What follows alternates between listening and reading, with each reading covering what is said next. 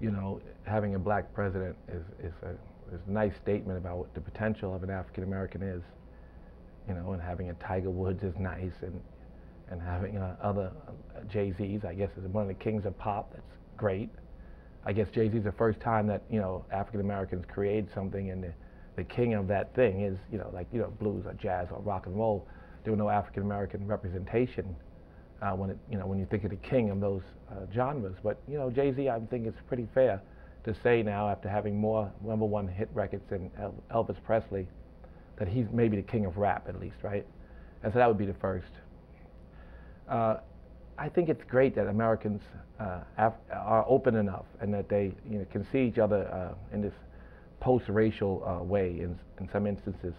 But, you know, when people are living in poverty and they live in ghettos where they don't see anybody outside of their race, and all they can see around them is poverty, then even in their communities there's an amount of frustration that's still associated with the condition that they find themselves in.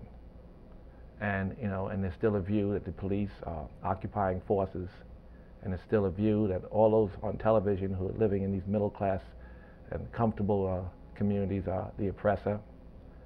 And of course we know there's many white poor people, but I don't think people in the black communities who are living, you know, miles from any white people at all are so living in so post-racial a mindset.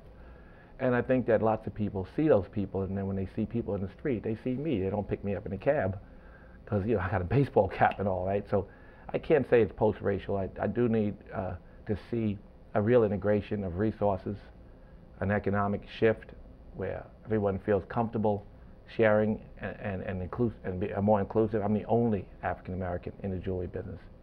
I'm alone.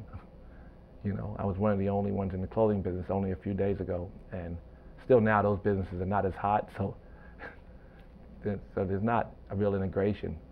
Although culture, the effect of the culture is the most profound. Although they're the best brand builders, it's just that the African Americans don't own any of the brands that they build. So there's an economic issue that is somehow related to race or the condition of the people who create the cultures.